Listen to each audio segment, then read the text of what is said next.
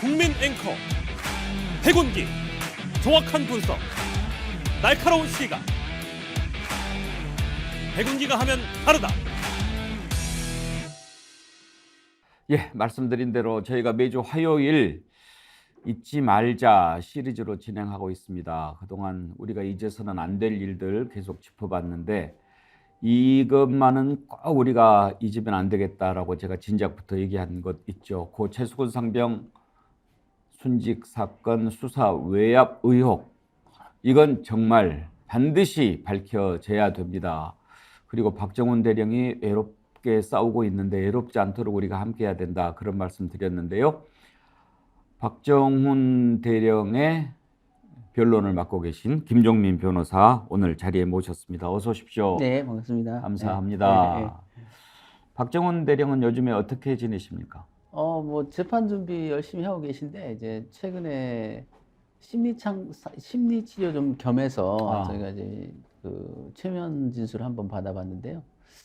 생각보다 그 마음의 상처가 심하더라고요. 그러니까 이제 겉으로는 굉장히 태연하신 척 얘기하는데 이제 심리 치료를 받아보니까 굉장히 억울한 마음, 또 그 순직 해병에 대한 그런 죄책감, 그것 때문에 일상생활이 좀 힘들 정도로 괴로워하시고 두통, 치통, 이렇게 굉장히 고생하셨더라고요. 그런데 다행히 심리치료가 잘 끝나서 그 다음부터는 뭘 좀 볼 수 있다. 그 전에는 집중이 안 돼서 뭘 볼 수가 없었대요. 뭘 보면 막 정신이 상만해지고.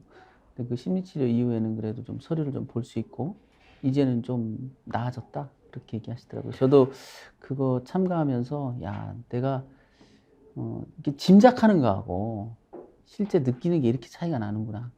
머릿속에서는 힘들 거다라고 생각할 수 있죠. 근데 그 모습을 이렇게 그 하염없이 눈물을 흘리는 모습이랄지, 괴로워해서 몸부림치는 모습이랄지, 이런 것들을 보니까 나도 참 인식이 짧았구나, 그런 생각 많이 들었습니다. 저희 애청자님도 그렇지만 많은 국민들이 응원하고 이렇게 성원하고 있을 것 같은데 그런 뜻은 어떻게 전달이 됩니까? 여러 경로로 이제 알려지는데 심지어 저한테도 예. 사무실 전화를 어떻게 아시고 밤 늦게도 전화 주시는 국민들이 있습니다. 어떤 분 같은 경우는 재미교 보라고 후원을 하고 싶다고 해서 후원할 수 있는 곳을 안내를 해드리고 그러는데 상당히 그런 분들이 많이 연락을 주시고 계시고요. 이제 단장님 개인 핸드폰은 모르시기 때문에 아마 저한테 연락을 주시거나 또 해병대 전우회에 많은 연락을 주시는 것 같습니다. 그러니까 상당히 많은 분들이 응원하는 것은 느낄 수 있고 굉장히 국민 여러분께 감사하죠. 근데 이제 또 사건의 진척도가 굉장히 느리고 그 고통이 이제 본인한테는 그런 이제 자기를 응원하는 분들을 통해서 위로를 받지만 또 동시에 또 이유 없는 공격들에 또 시달리고 많은 또 극우 유튜버들이 또 이 소재를 가지고 이제 어떻게 보면 비아냥거린다랄지 정치적 색깔을 더 씌워가지고 불순한 의도인 양 몰아간다 할지 이런 것들 때문에 참 양방향에서 한편으로는 위로받고 또 한편으로는 분노를 느끼고, 그래서 제가 이제 권했던 건 될 수 있으면 그런 안 좋은 얘기를 하는 채널들은 보지 마라. 그게 이제 마음의 상처가 되고 이 사건이 끝나도 그게 후유증으로 남는다. 오히려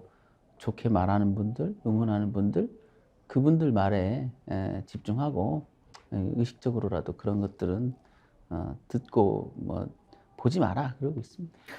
만나시면 우리 정치본색 애청자님들이 크게 성원한다는 말씀 꼭 전해주시고, 그러겠습니다. 제가 백운기가 끝까지 함께 하겠다라는 뜻을 꼭 좀 네, 전해주시면 알겠습니다. 좋겠습니다. 벌써 힘내세요 성원 글이 빗발치는데요.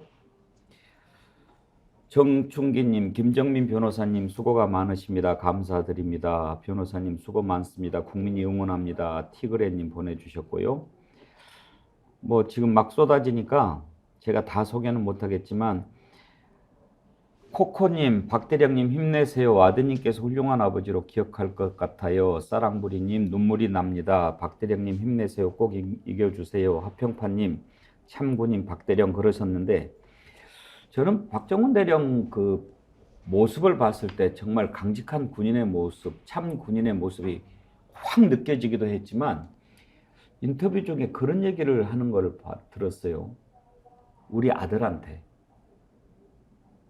나는 떳떳하다, 나는 당당하다, 그렇게 얘기를 했다. 그 얘기를 듣고 내가 내 자식 앞에 나는 떳떳하고 당당하다고 외칠 수 있는 사람이라면 그 말은 난 믿어도 된다. 그렇게 생각이 확 들더라고요. 아들도 사관생도라면서요? 네, 그러니까 이제 저도 이번에 심리 치료를 같이 동참하면서 느꼈던 게 뭐냐면 그 아들에 대한 생각, 또 순직 해병에 대한 생각이 이렇게 오버랩돼 있는 것 같아요. 그러니까 내 아들일 수도 있다. 예, 그러니까 그거에 대한 굉장히 깊은 이 죄책감 같은 게 있었던 겁니다. 그래서 이제 심리 치료사께서도 그걸 놓아줘야 된다. 내 마음에, 내 몸속에서 내보내라.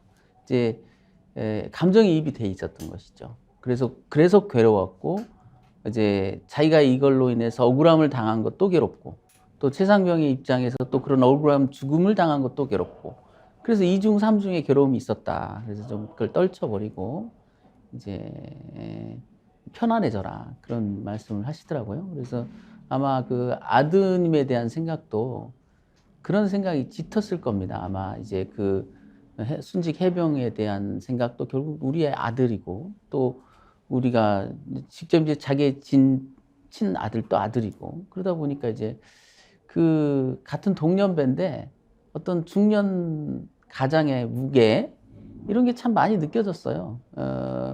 이 나이라는 게 또 조직에서도 해병대 수사단의 수장 아닙니까? 그러니까 그 조직을 이끌어야 된다는 그런 생각.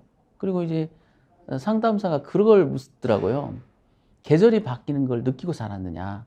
가을이 오고 봄이 오고 꽃이 피고 단풍이 지는 걸 느끼고 살았냐? 그러니까 한숨을 쉬시는 거예요. 그러면서 새벽 4시에 출근하고 나가서 체력 유지하기 위해서 조깅하고 정신없이 사건 보고 이렇게 9시 반쯤에 잠드는 그런 생활의 연속이었다. 그래서 이제 자기 스스로에게 어떻게 얘기하고 싶냐, 그러니까 고생했다라고 위로하고 싶다, 이런 말을 하길래 참 우리나라 그 중년, 집에서는 가장이고 조직에서는 그 조직을 이끌어야 되는 사람의 어떤 부담감, 그런 것들이 많이 느껴졌습니다. 그래서 저도 참 공감이 많이 되고 그 가슴 아픈 시간이었습니다. 변론은 어떻게 맡게 되셨습니까? 이제 처음에 저는 개인적으로는 전혀 몰랐고요. 인연 없습니까? 예, 전혀 없었습니다. 그런데 이제 처음 변호를 맡았던 분이 좀 합류해달라, 이런 얘기를 했고, 그래서 제가 합류를 했는데 약간의 오해 때문에 이제 전 변호사님이 굉장히 열심히 하셨는데 약간의 그 과정 속에서 제가 전 변호사님이 사임하면서 잠깐 이제 주 변호사를 맡게 됐던 거죠. 그래서 이제 어쩔 수 없이 제가 주로 변호를 하는 그런 입장이 됐습니다. 이제 좀 수사 내용, 그 재판 과정이라든지 수사 과정 이런 걸 좀 들여다볼 텐데, 그 전에 한 가지만 먼저 좀 여쭤보고 시작을 하지요. 어떤 그 변론 대상자를 변호할 때 변호하는 분께서 이런 게 있을 것 같아요. 저 사람이 저렇게 얘기하는데 내가 저걸 100% 믿지는 못하지만 나는 변호인으로서 저 사람을 변호해야 돼 라는 생각을 갖는 경우도 있을 수 있고, 이야기를 들어보니 이 사람은 정말 억울해. 이건 내가 변호인으로서 반드시 그 진실을 밝혀내야 되겠어. 이런 경우가 있을 것 같은데 솔직하게 한번 말씀해 주시면 어느 쪽입니까? 그렇습니까? 그래서 확신이 있으십니까? 네, 처음에 제가 한참은 무슨 표현을 안 썼냐면 피의자라는 용어도 안 썼어요. 죄인이 아닌데 내가 볼 땐 그건 국민들 상식에 상식적으로 봤을 때 그건 누구나 다 이해하는 거 아니겠습니까? 무슨 죄를 졌나요? 그냥 규정과 방침에 따라 자기 업무를 충실히 했던 것 뿐이지요. 다시 돌아가서 그분 입장이 됐을 때 저한테도 제가 스스로 묻는 게 그렇습니다. 당신이 박 단장이라면 그렇게 할 수 있을까? 자신 없어요. 저도 심지어 대통령이 지었던 외압의 실체라는 것을 알게 됐을 때 그렇게 흔들림 없이 원래 가던 길을 쭉 갈 수 있을까요? 저도 자신이 없어요. 그 정도로 어쩌면 변호인 입장에서는 굉장히 참 표현이 그렇지만 이 사건은 변호인 입장에서는 행복한 사건이죠. 왜냐하면 그런 고민이 없으니까. 우리 변호인의 어떤 의뢰인의 약점을 좀 감춰줘야 되겠다. 뭔가 법적 기술이 필요하다. 이건 좀 감추고 이건 얘기하지 맙시다. 그런 게 전혀 없어요. 있는 그대로. 뭐 감출 게 하나도 없는 사건이죠. 있는 그대로를 다 보여줄 수 있는 사건이고 끝까지 갈취할 수 있고 뭐 전혀 그런 데에 대한 어떤 일말에 좀 꺼리낌이랄지 이런 게 없어요. 그래서 저는 개인적으로는 참 저한테는 의미 있는 사건이고 그래서 제 인생에도 아마 잊혀지지 않는 사건이 될 것 같아요. 그래서 이제 우리 의뢰인과의 관계에 있어서도 항상 제가 존경하는 마음을 갖고 이렇게 대하고 있습니다. 한마디 한마디를 물을 때만 그 대통령 개입 문제만 해도 그랬어요.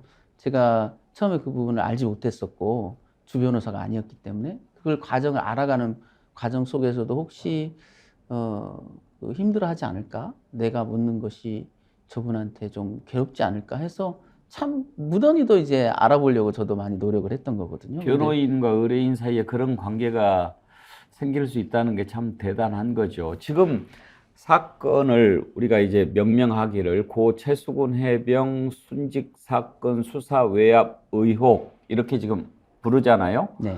방금 말씀하실 때 그 외압의 실체가 대통령이다 이렇게 얘기를 하셨는데 그렇게 단정할 수 있는 증거가 있습니까?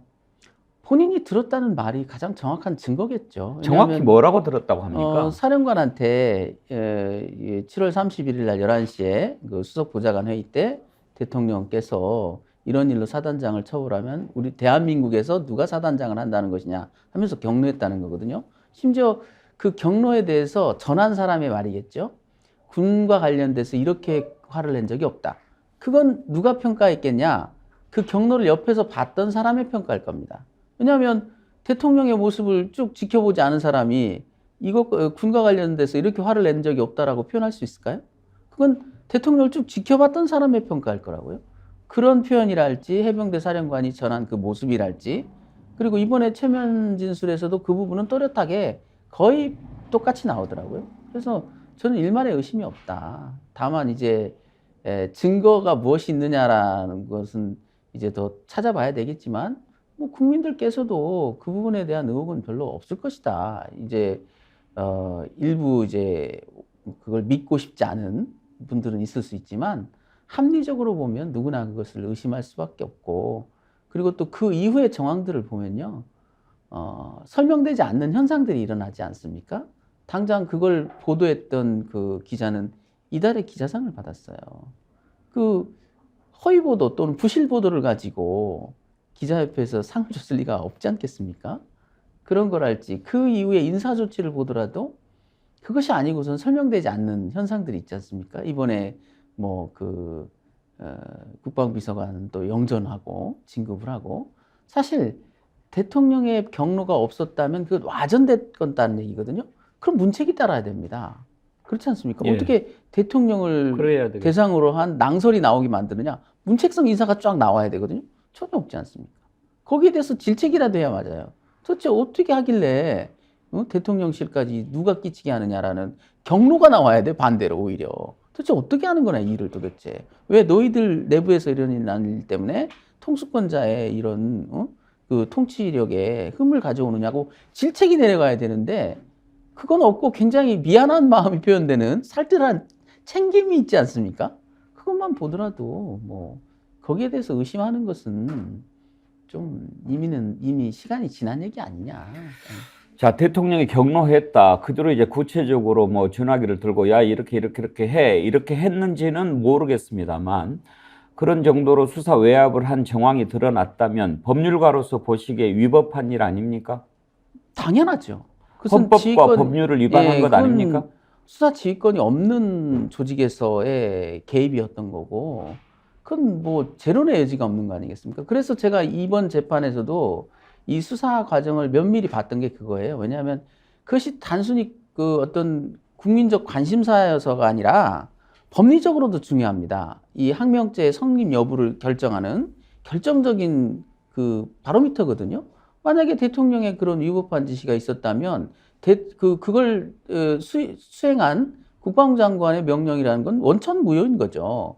그래서 그것은 이 항명 사건을 정함에 있어서도 어떤 명령이 있었는지 모르겠지만 명령이 있었다 하더라도 그 명령의 적법성 여부를 가르는, 그래서 제가 이번에 검찰단 수사를 면밀히 봤었는데 결국 수사 기록 목록상에 보니까 거기에 대한 조사가 전혀 안 돼 있어요. 심지어 대통령에 대한 질문을 하기는 기대도 안 했지만 그럼 적어도 용산에 그걸 목도했던 사람들한테 진술 조서라도 받아야 되는 거 아닙니까?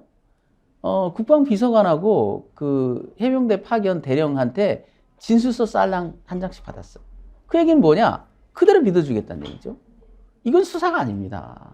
기본적으로 의혹이 있는데 그 의혹을 합리적으로 누구나 이해할 수 있을 정도로 규명을 해야 되는 거 아니겠습니까? 그래서 대통령께서 그런 말씀 하신 적이 없다는 게 결론이라면 그것을 뒷받침할 만한 뭐 어떤 증거를 가지고 그런 결론에 이르러야지, 그냥 대통령실 사람들이 안 했다고 하니까 해병대 사령관도 안 들었다고 하니까 모든 것들은 다 당신의 착각이요, 그 속임수요, 이렇게 본다는 것은 큰 수사가 아니죠. 그건 기본이 안 돼 있는 겁니다. 심지어 제가 깜짝 놀란 게 군사 보좌관 문자뿐만 아니라 그렇게 자신 있게 얘기했던 차관의 문자조차도 확인된 자료가 없습니다. 수사 기록상. 국방부 차관은 지금 처음에 우리 박 단장을 거짓말쟁이라고 몰아붙였던 그 국방부 쪽에 가장 큰 논거가 그거 아니었습니까? 해병대 사령관이 읽어줬다라는 차관의 지시사항이라는 문자 보낸 적이 없다는 겁니다. 그래서 그것 때문에 굉장히 맹공을 퍼부었죠. 거짓말쟁이라고. 그럼 그게 나와야 될 거 아닙니까? 이번 수사에서 차관의 문자를 다 봤더니 역시나 없더라. 그런데 그 자료가 없어요. 그러면 그 조사는 이번 검찰단이 한 게 아니라는 건가요? 무슨 국방부 감찰 쪽에서 하고 이 사건과 무관하게 별도로 진행했다는 건가요? 그건 그 정말 말씀을 이해가 안 됩니다. 듣다 보니까 이제 이런 걱정이 생깁니다. 했던 말도 뭐 안 했다고 하는 그런 대통령 아닙니까? 바이든 날리면도 만약에 방송을 우리가 듣지 않았으면 지금 아마 그런 말을 했다고 하는 것 다 잡아 족쳤을 건데. 자, 그러면 지금 재판 과정이 진행 중입니까? 아직 시작을 안 했습니다. 첫 재판이 군검찰이 증거기록 목록조차 안 내고 있어요. 10월 6일 날 기소한 사람들이 오늘까지도 증거기록 목록을 못 내고 있습니다. 아직 길도 못 잡았습니까? 못 잡았죠. 네. 왜 그렇게 늦어진다고 생각하십니까? 그건 결국 어떤 증거를 냈을 때 자기들이 그렇게 공격받을 거를 우려해서 무엇을 뺄 것인가를 고민하는 거겠죠. 그러면 기소는 무슨 제목으로 기소를 한 겁니까? 항명과 상관모욕인데요. 그 해병대 사령관의 이첩 보류 명령과 이첩 중단 명령을 어겼다는, 그것도 2건으로 확장을 했고요. 그 다음에 그 국방장관에 대해서 허위사실을 유포한 상관 명예훼손이다, 이렇게 기소를 했죠. 근데 기소를 해놓고 희한한 문건을 하나 냅니다. 국방부 검찰단에서 증거 기록 분류가 안 돼 있고 거기에 시간이 걸리니 공판 준비 기일을 좀 늦춰주세요라는 문건을 내요. 그럼 불구속 사건에서 증거 분류가 안 될 정도면 기소를 천천히 하면 되는 거지. 기소는 10월 6일 날 해놓고 한 달이 지났는데 증거 기록 목록을 분류를 못 한다는 겁니다. 수사 기록 목록은 이미 다 만들어져 있는데 그거 분류만 하면 되는데, 군검사가 이거 증거로 내자 하면 되는 일인데. 그리고 대부분의 다른 사건들 같은 경우는 수사 기록 목록을 그대로 증거 목록을 냅니다. 별로 넣고 뺄 것도 없는 거예요. 그런데 이 사건은 뭘 그렇게 넣고 뺄 거에 고민이 많은지, 이 사건의 특징이 그 8명 이첩에서도 그랬지 않습니까? 뭘 넣고 빼는지 그렇게 고민했지 않습니까? 조사본부 끝내 조사본부 2명 넣고 6명 뺐잖아요. 그러더니 이번에는 증거 목록 가지고 뭘 그렇게 넣고 뺄 게 많은지, 그것 때문에 고민이 많다고 세상에 군검사가 군사법원에 시간 좀 더 주세요. 저는 그런 문건을 처음 봤어요, 변호인으로서. 있을 수 없는 일입니다, 이게. 상식이라고 하는 것은 단순하지 않습니까? 뭐 어려울 필요가 없는 게 상식인데, 우리가 상식적으로 생각해 봤을 때 이번 사건은 나는 그게 국민의 상식이라고 생각합니다. 장관 결재까지 난 사안 아닙니까? 네. 그게 갑자기 뒤집혔다. 그것은 무조건 장관 보다 더 높은 사람의 힘이 작용했을 것이다라는 게 1차 상식이고, 그 다음에 나왔던 얘기가 대통령이 경로했다 이렇게 하면은 누가 사단장 할 수 있겠냐라고 하는 것은 저는 그게 사실일 거라고 믿는 게, 이태원 참사 때 윤석열 대통령이 그런 얘기 했어요.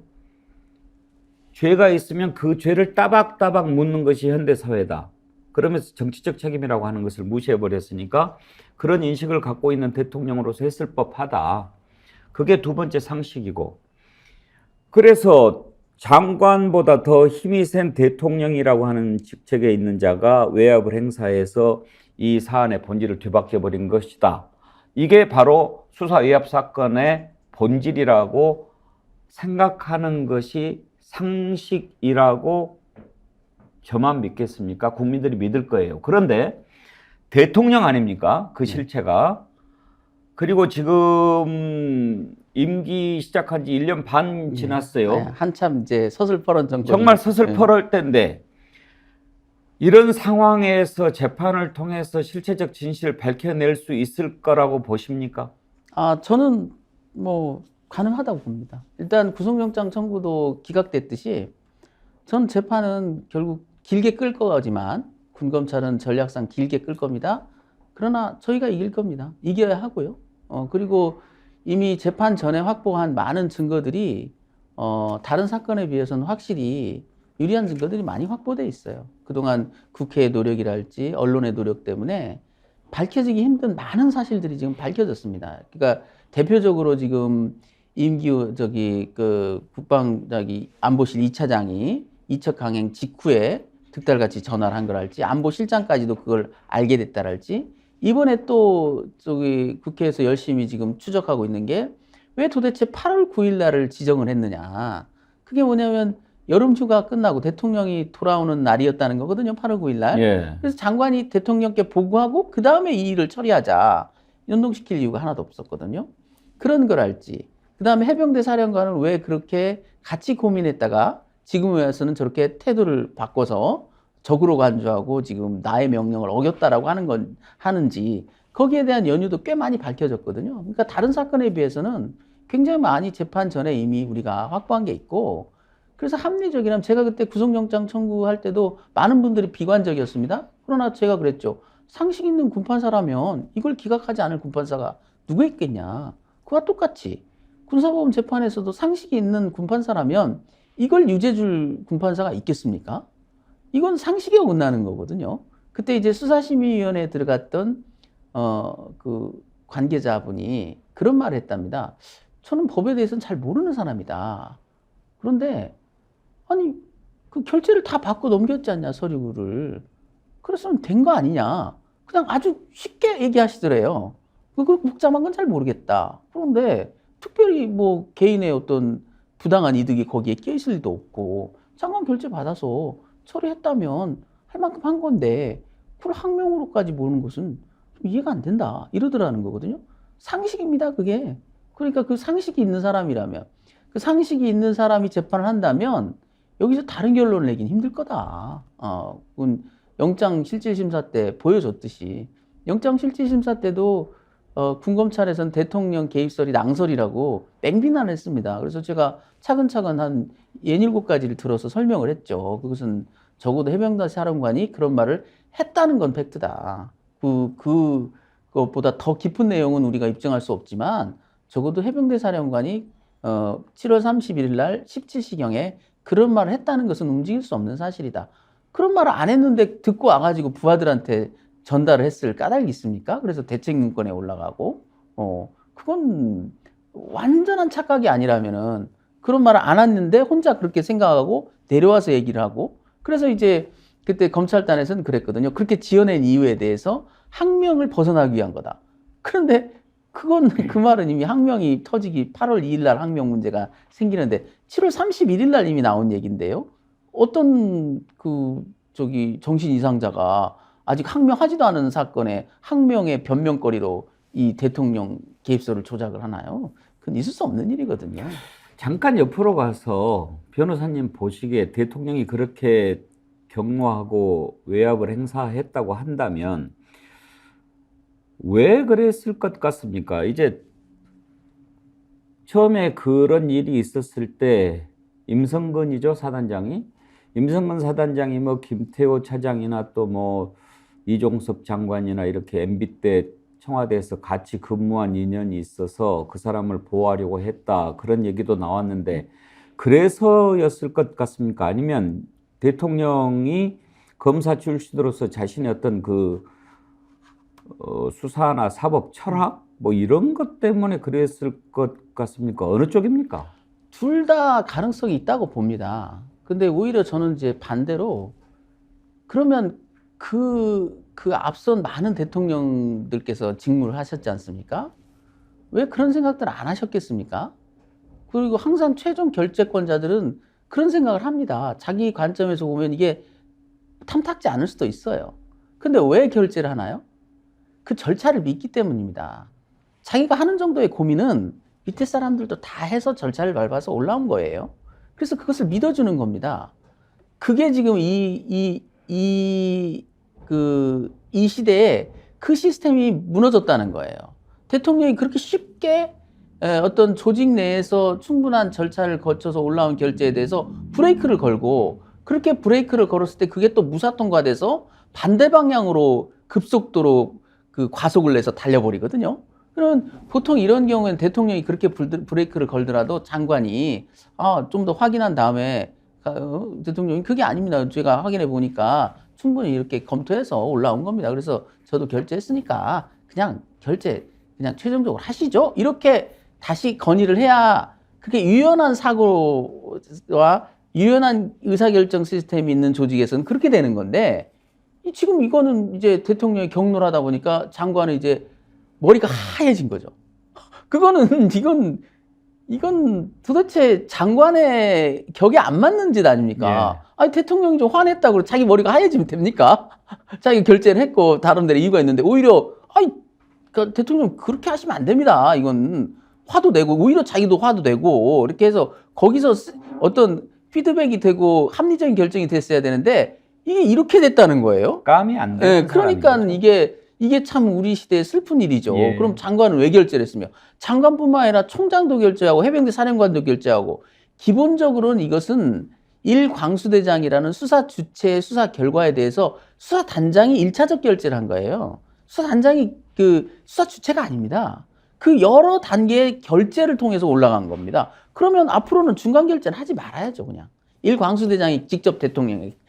이게 아니잖아요. 우리나라 국가 행정의 시스템이라는 게 있는 건데, 그래서 어느 단계에 되면 이제는 번복 불가능한 게 있어요. 약간의 디테일한 미스가 있어도 큰 틀에서는 번복하면 안 되는 절차라는 게, 그게 해병대 사령관의 결재가 나면 그다음부터는 건드리면 안 돼요. 예. 그래서 해병대 사령관 결재 난 다음에 유족들한테 설명한 것도 그런 겁니다. 왜냐하면 과거의 관례에 보면 해병대 사령관 정도가 결재하고 나서는 그 다음은 거기에 대해서는 노타치였던 거거든요. 근데 이제 그게 다 깨지고 그냥 갑자기 이런 그 폭풍성으로 휘말리는, 이게 굉장히 이 사건의 슬픈 진면목인 거죠. 듣고 싶은 얘기도 많고 또 워낙 말씀도 잘 해주셔서 시간이 쏜살같이 지나가 버렸는데요. 네. 나중에 한 번 더 나와 주십시오. 예. 오늘 불러주시면 이렇게 나와 주셔서 진심으로 감사드리고, 진실은 이긴다, 정의는 승리한다. 아직도 많은 국민들 그런 걸 믿고 싶어 합니다. 예, 그래서 저도 자신 있게 잘 얘기를 안 하는 스타일인데요. 제가 이번 사건은 국민들의 그 우려가 너무 많기 때문에 자신 있게 얘기하자, 차라리. 그래야지 오히려 힘을 더 받는 거지. 저는 그렇습니다. 이 사건은 자신 있게 이길 수 있다. 또 이겨야 한다.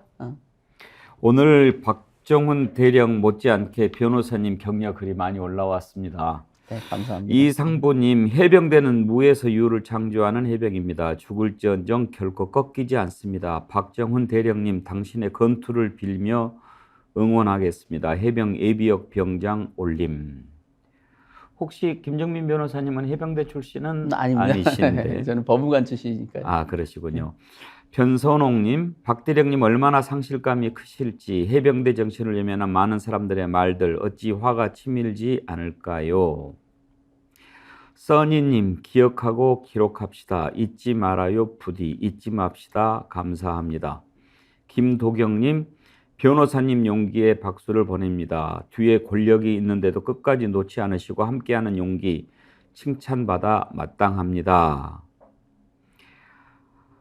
네, 변선홍님, 반드시 이기리라 확신합니다. 변호사님 감사합니다. 한 분만 더 소개할까요? 레몬님, 불의를 보고 무릎 꿇는다면 책임자의 자리에 있어서는 안 됩니다. 불의에 맞설 수 있는 사람이 많아야 나라가 제대로 되지 않겠습니까? 그렇지요? 오늘 박정훈 대령 변론을 맡고 계신 김종민 변호사님 모시고 얘기 나눠봤는데요. 정말 그 말씀이 좀 남네요. 신난다고 표현하기는 그렇지만 신나게 변호하고 있다. 함께 해야 될 사람, 그 사람 진실을 믿고 함께 가는 것 해볼 만한 일이죠. 네. 예.